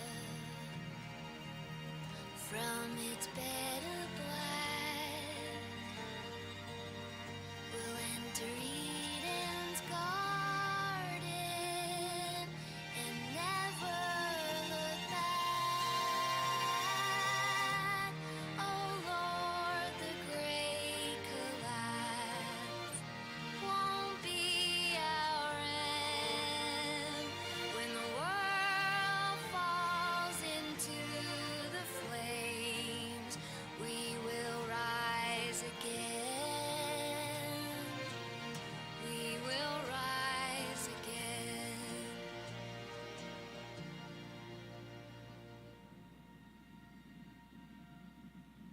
Thank you, Edward. We will rise again. You know, we can't pull Carl Klang's music off of, YouTube now. They've pulled all of that, which, again, the worthless turds being what they are, the excrement, the feces. But I will play the Tool run as long as we can, we can. Interestingly enough, the bad guys don't like it when especially you take stuff that they thought they were going to be detrimental, they were going to be, they were going to spit on you. Yeah, you know what, that's a pretty cool song, isn't it? And actually speaks for itself, and it is true. It's like if you were the Weezers on the other side, they're like, oh, that guy, oh, you can't take it. Yeah, I think it's pretty well, it speaks our mind. Guess what? It's kind of like with preparation. Always gets me about this. Well, you're stupid. Well, the worst thing I have to do is eat whatever it is that I purchased, but your debt with your houses, your cars, and everything else is up to your eyeballs because you bought into the whole, and don't forget what you lost with the stock market I mentioned in the other hour. You lost everything in the process, and now you're at my door scratching because I was stupid. And what's amazing is you'll show up at the door and say, I deserve your food because I'm smarter than you. How does that work? I want you to explain to me that logic. Now, mind you, when you're, a starving, scabious, zombie at the door, the logic is sound. But the fact of the matter is, it's kind of like it's the old ant and the grasshopper thing. You know what I mean? Anybody? All these parables and all of these old, even Grimm's fairy tales had a lot to teach you if it really was the original works, okay, if you paid attention, okay? So when I look at this, I don't feel bad about the fools that will fall when the time comes, or that are rising up right now because they think they're going to use the government on us, they're going to do whatever. We're looking right at the enemy. We're not looking at the pickle, smoke, and mirrors. We're looking past all of that, and I know where the first bullets are going. And everybody else that I've talked to feels the same way. We all know who's doing this. Everybody does. There's nobody that's the ones that are being illusioned by it are people that are irrelevant anyway. What are they going to be? Scabious, crybabies who are, oh, you got to do something for me. Now, granted, I know what's going to happen. You see, the slave drivers on the other side, the ones that really are the wicked ones, not the asshats that you see out there, the Antifa types, the real wicked ones that are driving those. The orc drivers, we've talked about them many times. They're the ones who are going to try to crack the whip on all these characters that are right now hiding in their houses, sitting over in the corner drinking a broccoli shake and singing I Wish I Were an Oscar Mayer Wiener while they're wearing a face diaper, okay, in the house with rubber gloves. It's right out of Demolition Man, right? Those characters, they think they're going to whip into something. I don't know what. They're terrified of life, and they're not really, I don't care if they sit over in the corner and wilt. It's not a problem. I don't have a problem with them wearing a face mask or a body condom. I think they should wear a complete rubber body condom over their whole body, and preferably around their face, and that would only be for so long if it was airtight, but that wouldn't happen. Especially some of them, Mark. Yeah, all the frothing. Some of them I would feel comfortable if they were the boy in the bubble. Yeah, it's like, you guys need to live that way. What? You need to live that way. I don't need to live that way, but look at it this way. For those of you who do live that way, who knows? Maybe you'll be the ones to make it when nobody else does. Wouldn't that be cool? Of course, now you'll be by yourself, and you'll still be the neurotic hypochondriac with paranoid tendencies, and I don't know what you'll do after you run out of whatever prepackaged goodies you've got. See, that's the problem. At some point, you've got to get back to doing things. You have to, do something. You're the pilot. Yeah, I got a torqued out diaphragm. Yeah. Well, anyway, that's the problem with these characters. The other side isn't the doers. And what few we have, and I have run into some, and I would love to sit down, but I don't even really want to waste the time with them. It's like, but you do want to kind of debrief them. It's like, how did you get to where you are? Have you ever thought about if you could force them to sit down and rationalize step by step how they got to where they are right now in their neurotic hypochondria with, paranoid tendencies? How did you get there? See, I've always, these same people would tell you that you're crazy for what we've done and talked about for years, right? And yet right now they're technically applying a percentage of, but always in a bass-backwards way that makes no sense. They're doing nothing that makes any sense. In fact, it's designed to create greater casualties and, greater problems and issues, which, if you're the enemy manipulating the poor turds, well, they like that. Like we've Mark, the reason they are doing this is because this is what they grew up in. They didn't have enough sense to look at what was going on, enough freedom of thought, enough individuality to look at it and say, there's something really wrong with this. I'm not going to follow this anymore. Right. And I remember back in the 70s, when I was in school, and thinking, what kind of Nazi criminals are these people that they have to treat us like we're somehow inmates at an institution? And, you know what my IQ is. There's no way I was going to give them anything. And I basically bided my time until I got out. And I got out early. And I got free. And I haven't bowed to them ever since. Yep, exactly. Well, and that's what's fascinating is, again, like I said, the debriefing, what's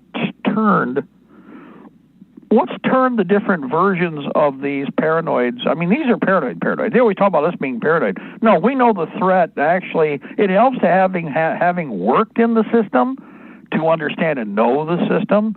And then when that's why I always laugh at some of these fools that open their face where they parrot whatever the controlled media says, because they have no life's experience to begin with.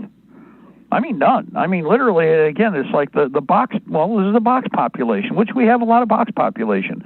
It's not everybody, but that's basically what's been affected by this canned propaganda package and has made them non-entities. I mean, in reality, these people are completely out of the battlefield formula when you think about it, except that they'll be consumers. Their assumption is that government's going to provide, which government is only going to provide at the end of a whip. In other words, you're going to have to do something now. Well, I'm retired, and well, you're either of value doing something, or you're a useless eater in the eyes of the ring knockers and the kosher globalists. That's what happened in China. Who was it they targeted? Oh, the old people. Where before you respected the elderly and this and that and the other. Oh no, they had to kill them all off. Because they were just useless eaters, don't you know? Of course, they also carried the memory of the nation with them, the last of it in their mind. That's what the big thing about the Cultural Revolution was to kill off the last of the real living history so they could lie about whatever they want and fabricate whatever they want. And the cultural history in China, Mark, at that time, they revered their elders. They revered their ancestors. Yeah, they looked at them as little demigods that they should be obedient to, and they should follow the line of reasoning that they handed down to them. And the communists came through and did it, and the people that protested, well, they got put on the list too. Yep. Well, and this is where, again, the attitude of conversation is gone. See, that's the other part that I'm paying attention to with the way they're frothing at the mouth in the controlled media. Because there are people stupid enough, and I'm sorry, guys, don't talk to the media. Don't have a conversation with the media. Don't invite them to see your militia unit. You know what? Go over and do Civil War in America. Go do Civil Tube and look at the videos that pop up. And there's 60 minutes. You've got some piece of trash whore, some some piece of filth out of New York, and they got her out there and they put a vest on her. Blah, blah, blah, blah, blah. And, of course, the whole angle of it was to, be as derogatory as possible. Of course, the unit, at any time, if you are going to do this, you know what? You absolutely square yourself away. But instead, people have a tendency to, I don't know, I mean, some of them just have decided, I'm just here. And instead, you should be doing something very different. If you're in a military unit, guys, you don't, you even if you're in fatigues, you square yourself away and you're strapped.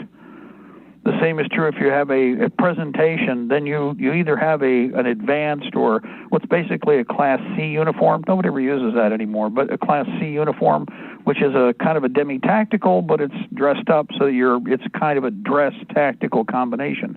And then there's Class A's. But for everybody, and that's where you really look strapped. You've got your dress uniform and all your fruit salad on, blah blah blah. We don't expect to see that. We're fighting units. We're not cockades. We are. I should say, we're not in the dancing chorus line of pretty. We are fighting units. Okay, so we have a different attitude. Anyway, tell you what I want to do. If Ed's right there, I'm going to throw another piece in. But the third song I want to do tonight is one that. We played. It's part of it's actually from a movie. You'll recognize it real quick. I'll have it up for Ed in a minute here. But Keep Your Rifle by Your Side off of Far Cry 5. There's a bunch of people that have recut this and have done a really good job. It's actually a cover piece now. Keep Your Rifle by Your Side, the choir version, which is fine, and that is on the Far Cry 5 soundtrack. And I think. Same site, same site. Should be able to scroll right down from the piece that Ed played the first time. And it's Here we go. We'll be right back.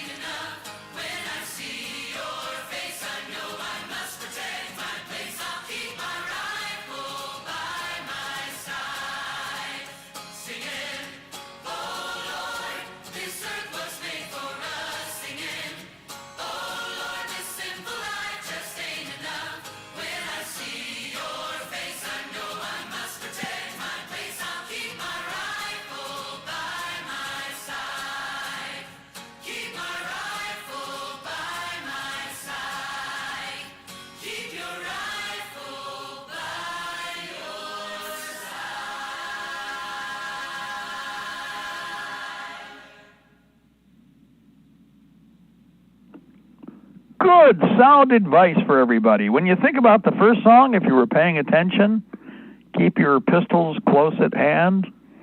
And then the second song, another tutorial, keep your rifle by your side. Now, you know what? I'll tell you, we've had this discussion for years about sling, no sling. And, of course, everybody's pushing the multi-sling now. You know, you've got the just standard 2-point, 3-point. There was a 4-point. I don't know if that's still out. I think it is. There's 4-point slings. I think by the time you're done, basket weaver sling, where basically it's like bungee spider cord, and when you let go, it just smacks to your chest and stays right there. Better than a force field, right?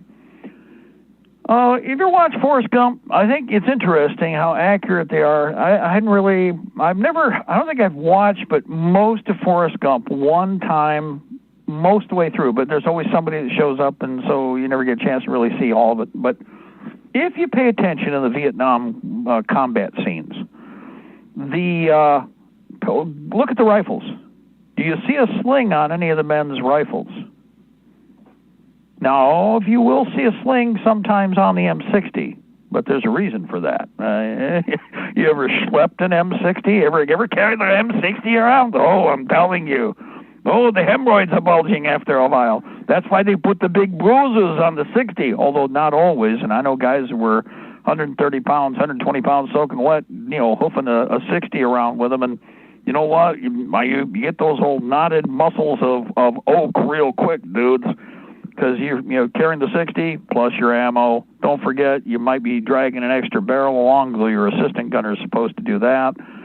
And, trust me, it gets to be a real exercise.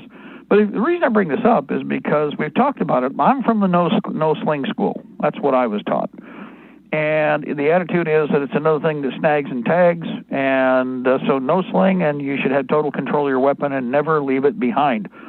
The reason I bring this up, I have been watching images from Afghanistan, and I don't know who the hell's got this garbage going on. These guys are in a forward area like an LP observation point / command post that's in the middle of, obviously, the occupied zone in Afghanistan. And they've got a workstation that's under classic, artillery overhead cover. It's a square working station that's probably looks like 15 by 15.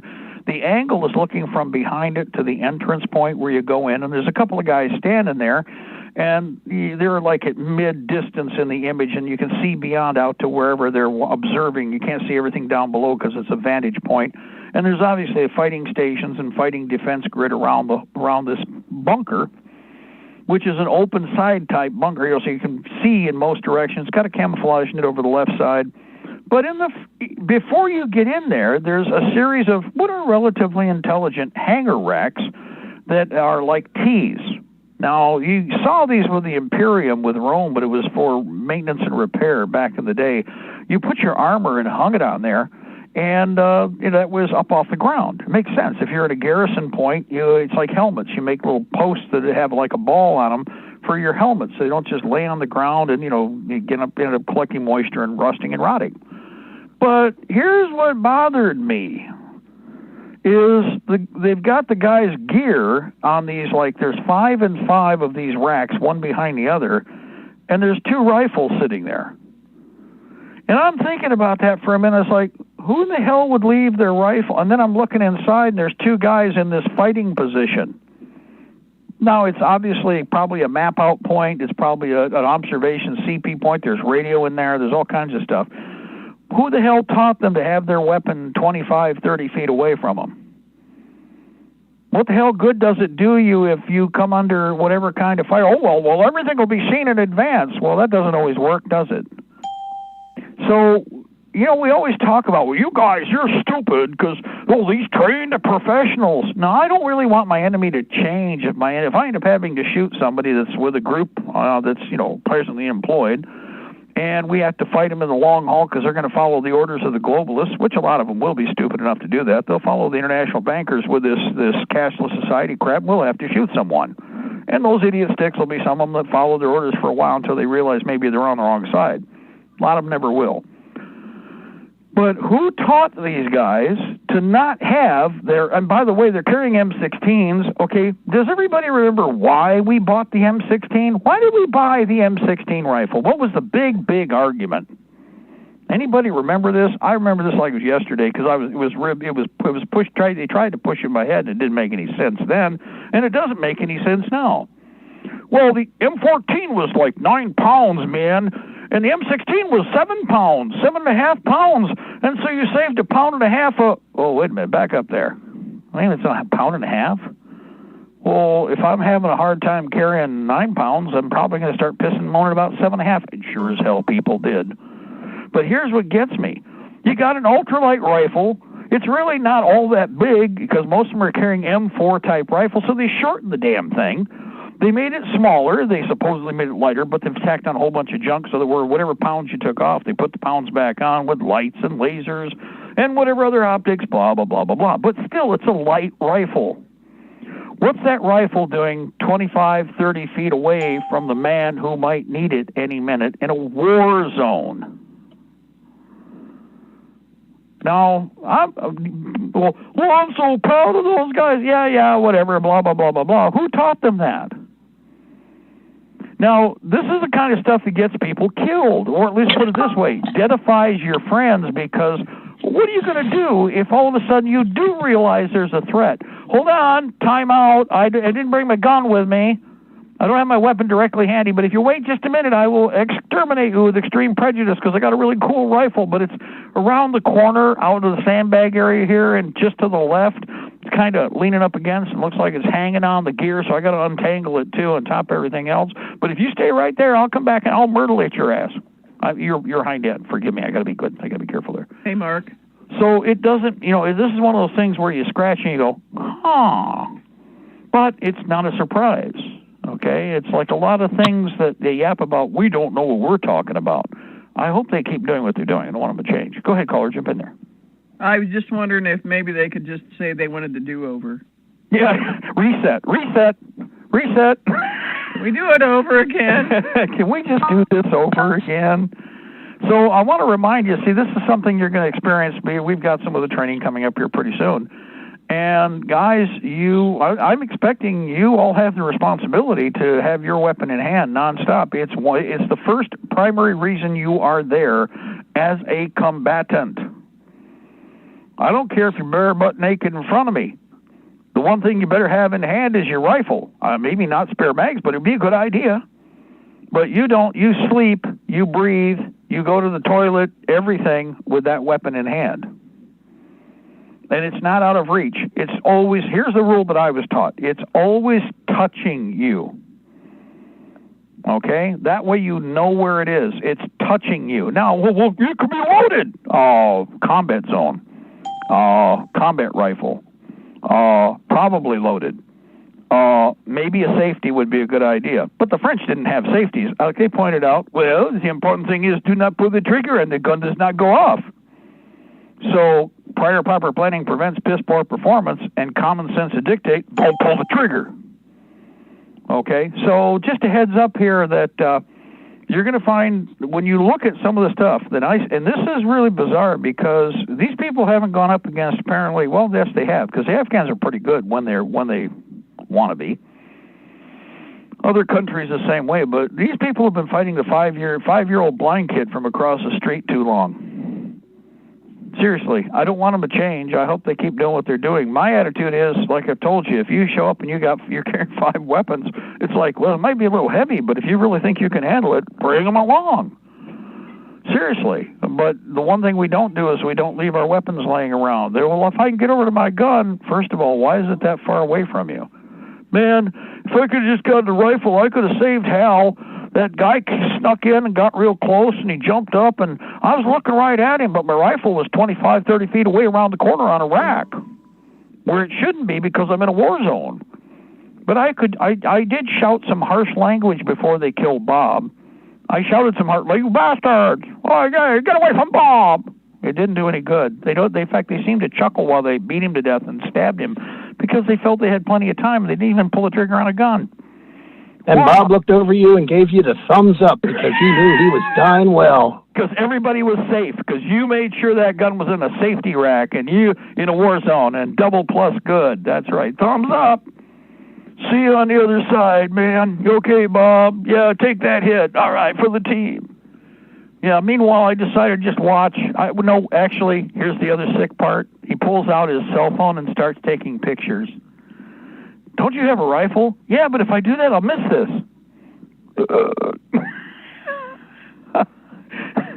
You think I'm joking? I mean, I'm watching these fools. I mean, some of the stuff I'm watching, it's like, okay, where did this come from? Now, I know where it is because I did mention something a minute ago. The anal retentive panty waist safety scam that has permeated everything that, especially, our maleness, okay? Our maleness is evil. Our toxicity. We're toxic. So male toxicity has been kicked out in favor of everything is dangerous and everything is. Now, in some ways I'm a safety phobe because I will teach you to make sure that muzzle is not pointed at any friendly person around you. That's a safety issue, but I expect you to hold your weapon, carry your weapon, keep your weapon near you. The first reason you're out there is to carry that weapon as a fighting component, an individual component of a fighting unit. Okay, there we go. Get it out right. But also, if you're support people, guys, our enemy, we got a bunch of Fruit Loops. When the time comes, do you think these purple-haired Fruit Loops are once they start doing the Red Terror mass murder thing, do you think they're going to be nice to your wounded? As medics and as support personnel, you have to be armed to at least initiate defense and to be, progressively defend an area. You may not be the primary combatants, but your objective is to start slowing the enemy down so that we can respond, not react. Respond, because we have a thinking process. Reaction is knee-jerk. I know that term is used, by the way, and has been used for a long time. Reaction stick. You've heard me use it. That was a traditional term and has been a term for a long time. But ideally, what we want is intelligent and planned response that is drilled and trained into you. Control of the muzzle is the first thing, because needless to say, I don't need it. Hey, well, like I said, okay, I asked several people this weekend, which do you think stopped the rioters when they were in that neighborhood with that man and woman that had the pistol and the rifle? Which do you think scared them more? Do you think the guy with the rifle scared them more? Or do you think the woman with the pistol scared them more? Now, me, personally, I have a great deal of respect for that woman who is really pissed to the point where she's not even paying attention where the hell she's pointing that gun. That husband had that gun in his face a couple times, but you'll notice something. He didn't panic. He was too busy being steely-eyed, looking at him thinking, you know what, you may not like my wife, but you're really not going to like me when I plug your ass with this. And if you'll notice, it was a good overlapping support show. She demonstrated that I might be just crazy enough, I will shoot you. And you know what? The fact that they didn't step forward tells you something. That in that moment, they were under control. They all had full confidence that if she'd be given the opportunity, she might just do it, not thinking twice, and just keep plugging you with whatever she's got. Now, if you try to do something to her, I'll bet you the guy with the 223 standing there was going to really put you down. Now, let's remind everybody of something else. That happened before the Kenosha, Wisconsin incident, where all of the leftists got a chance to see what a 223 can do to an arm. Now, everybody hears about people being shot, and everybody, yaps about different things about, how you're going to shoot people. But when you finally get a chance to see, and you're thinking, well, maybe they'll just shoot me in the arm. That way I can still get away with something. Or it's like, yeah, okay, well, they just did that. What was it? How'd that go for the guy? Oh, it pretty well stopped him. It's true. That is true. If he and the kid wasn't really trying. If he could have, he would have put a torso shot on him. But he got a good tag on him with that arm, whether he blew it out from pressure or maybe the bullet snagged him. It probably did some. That was a pretty hellacious wound. Now, that's what my bones look like. Yeah, look at it. It's like a Terminator. It's like the Terminator. When I move my fingers, I can see the tendons move where my arm is and where my arm chunks are missing. So again, just a little reminder here, that had that been in place before, I think that little riot thing would have been oppressed and suppressed to an even greater degree faster. Well, it comes down to this, Dad, and we kind of have it seems to be a problem on both sides. Nobody wants to be first. And as soon as they realize the opportunity to be first is in front of them, they back down. Right. Oh, I just painted the walls, you bastard. They come near my house. Why don't you just stay out there and burn the peasants' places? What are you coming in here for? That was her attitude. I just changed the curtains. You know how much money I spent on these curtains? I'm going to shoot every last one of you. Ma'am, you've only got 8 shots in that thing, maybe only 7 or 6. Yeah, but I can get started. And guess what? I got more mags. You know what? I'd be worried. That person's got motivation and attitude. And motivation and attitude with crazy eyes, which really helps a lot when it comes to trying to explain to people that your life is in your hands now. And if you move, I will take it. So just a little heads up. See, that's where attitude is everything here with what's coming. And you've got to have, first of all, we go to a fight, we fight to win. And we go to a fight, we fight to exterminate the enemy. We're not going to let anybody go home. Wacos don't happen anymore. The other side's bragging, there's not going to be more Wacos because we're going to blah, blah, blah. Well, everybody now has a better understanding that, it's hit them all, knock every one of them down. They try to get away, shoot them in the back, shoot them in the buttocks, blow them down and finish them off with a bayonet. Whatever it is that needs to be done. But that's where everybody now is. Everybody's learned a lesson. The other side will brag up to pump up their police state that, we could do this, so we're going to do that. Well, we already saw you do that. We already saw you burn the place down with women and kids in it and men. So I understand fully why it is I can't let you leave. There'll only be one side to the story, mine, ours. And by the way, then we're going down the street to meet them while they thought they were coming to help you. Because that way, from that point forward, once the trigger's pulled, sky's the limit and game's on. And everybody understands this. That's the part that it's sinking in to a degree. My discussion, have you noticed the articles and how they're angling them? Oh, these people think there's going to be, they're anticipating and they're excited about a civil war. No, I just know that if we're going to have one, which we are, and it's going to happen no matter what, I plan on winning. And we better be highly motivated about it. You seem to be highly motivated about buying some horror mercenaries to, come and kill us. We're very motivated of killing all your horror mercenaries and then finding you and killing you too. How's that sound? Well, that's not how it's supposed to work. You're supposed to be blaming the idiot stick black uniform knuckle draggers when they come out to kick in the doors. Oh, I am blaming them because they were stupid enough to follow the orders. But I'm also smart enough to go find the ones who gave them the orders or thought it was a good idea and get rid of every last one of them. Right? That's the part. No, you're supposed to be shallow-brained and you're going to be shocked. And besides, we're going to be shocked and amazed by the red terror that's coming down the road. We're all going to die. No, we're not. No, red terror goes like this. Oi, oi, oi, oi, oi. Well, suddenly there's no red terror. Yeah, they drop, and they drop, and they drop again. And again, remember, fight until you have nothing left. If you're hit, you're critically wounded, continue to contribute. If you're going to leave, before you leave your friends, put some more dogs at your feet. Yeah, don't stop and look at your wound and lament the fact that you got shot. You're going to get shot. Don't worry about it. Go forward. Right, exactly. Well, I'm looking at this. What are they going to do, threaten me with heaven? I already know where I'm going. That leads me to the next request, and I know that Edward is there. So, Ed, one last request, and I want to fit it in there. And this version is the one that actually is in the movie. And this is for our good friend Jim Monahan. We actually had watched this a while back. And, Brother, Where Art Thou? For you people who haven't watched that movie before, we had a chuckle about a bunch of different things you saw. And especially, got to remember, Jim was of that age.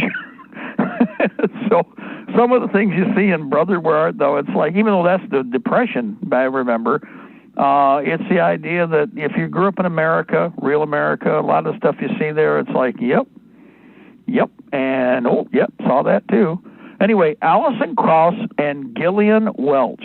Alison Krauss and Gillian Welch - I'll Fly Away. And this is a 4-minute and 10-second version. It's the studio. Alison Krauss and Gillian Welch - I'll Fly Away. And for everybody out there, at some point, we're going to leave. But in the meantime, let's make it horrible for our enemies, and let's make it joyous for our friends. Revel in the people that you have around you that are of like mind or that are family.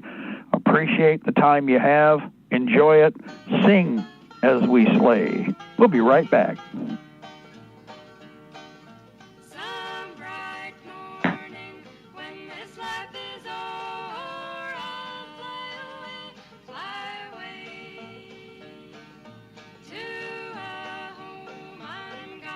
celestial shore.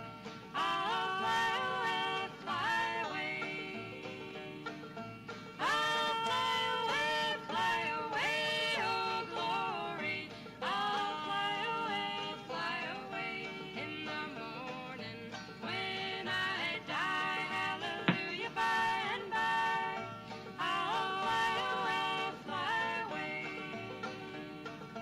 When the shadows of this life have gone, I'll fly away. Like a bird from these prison walls, I'll fly. I'll fly away. I'll fly away, oh glory. I'll fly away in the morning when I die. Hallelujah, by and by. I'll fly away.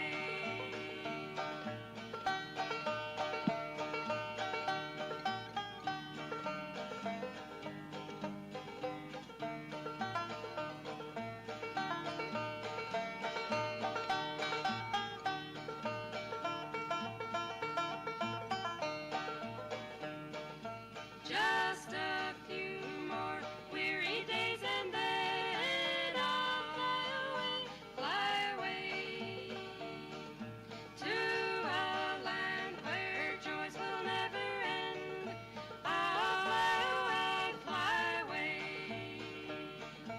I'll fly away, oh glory. I'll fly away in the morning when I die. Hallelujah, by and by. I'll fly away in the morning.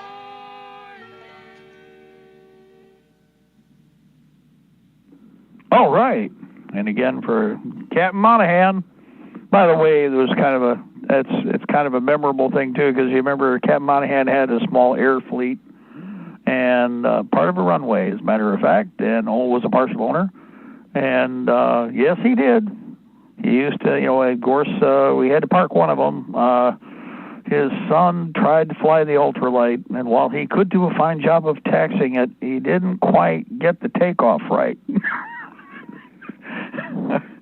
He didn't fly away, okay? On the other hand, Captain Monahan, and again, God rest your soul, we love you. And we miss you. So, again, that was for Jim. And for all of our friends, too, because be joyous. Don't fear.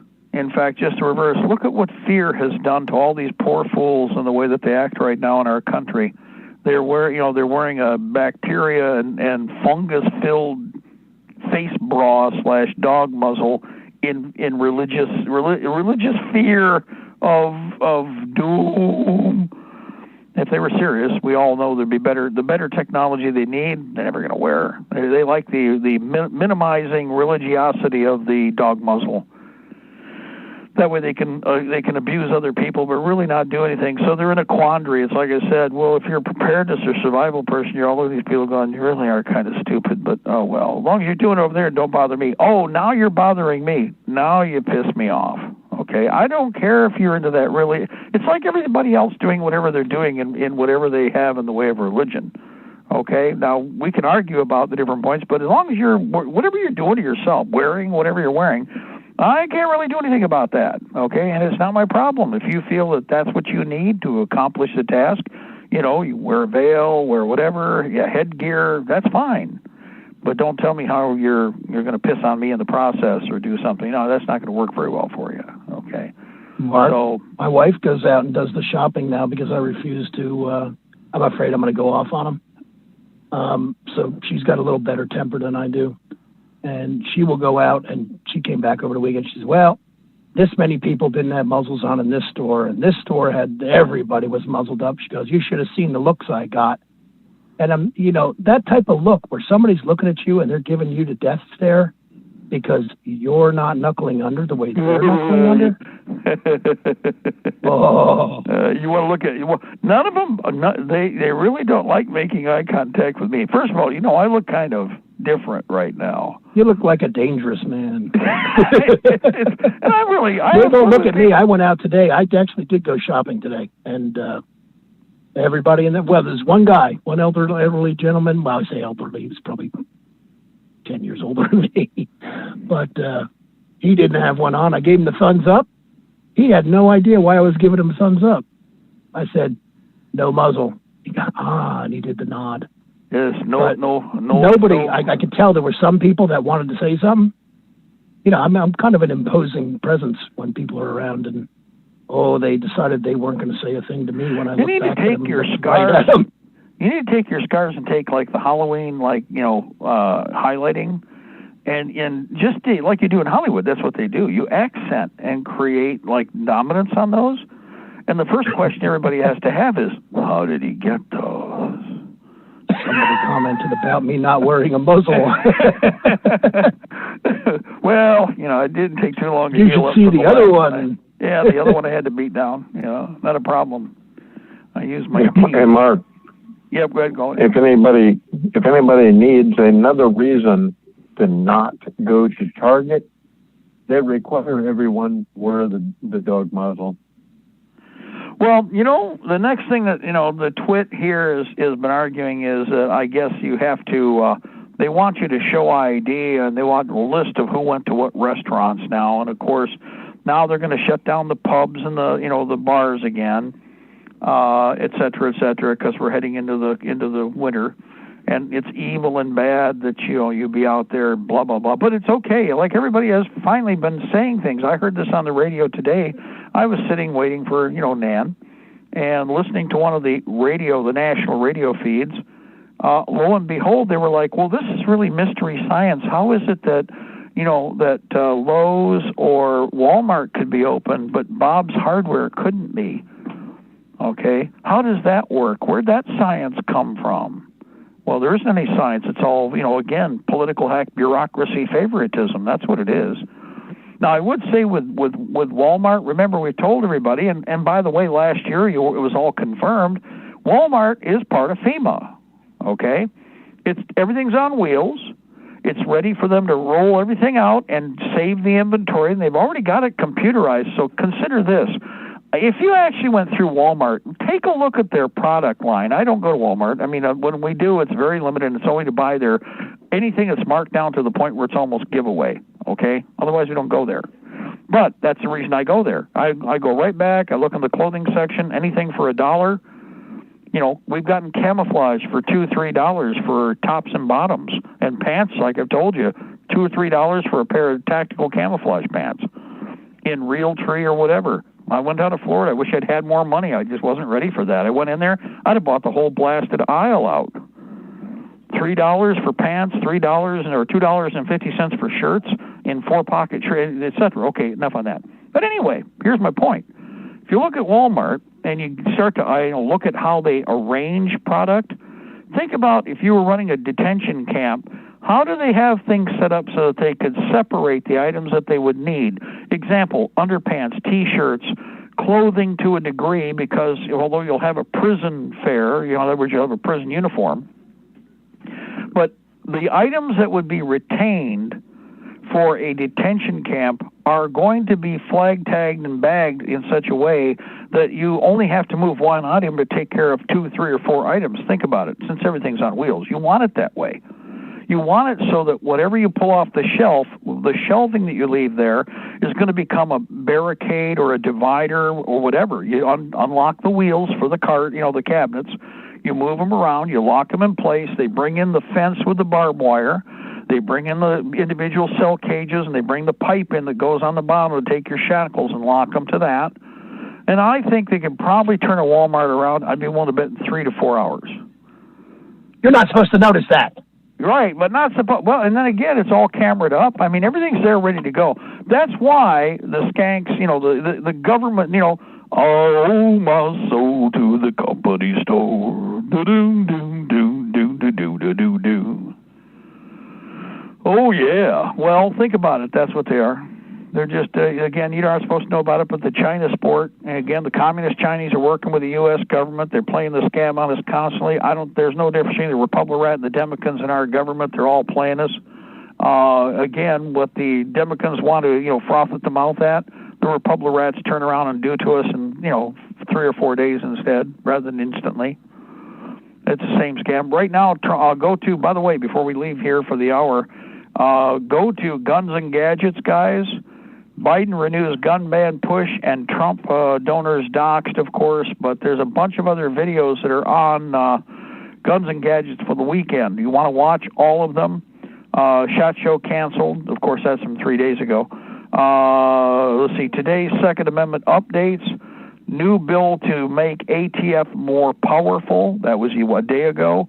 And Biden renews gun ban push, and Trump donors doxxed. Watch Guns and Gadgets. Go back and watch them all and go, this is Trump's ATF. And they're saying, it's rogue. How long does it take before you finally are in charge? How long does it take to be president and give orders? And at what point, because if you're the commander, you can delegate authority, but you cannot delegate responsibility. So if you fumble up and you're letting your diddly-frit employees do something wrong, then there is something wrong with your management, period. That's how it works. Anyway, we're going to get out of the way for the moment. God bless our republic. Death to the New World Order. We shall prevail, ladies and gentlemen. The empire's on the run.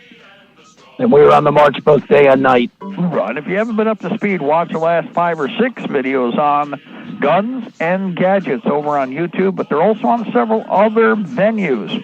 So if you're on Spreely or any of the others, you can find them over there too. God bless.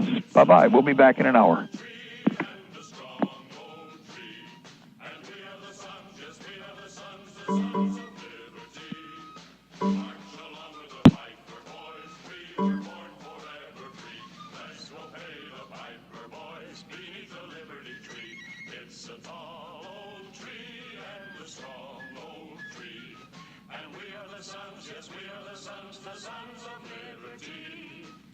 This session is no longer being recorded.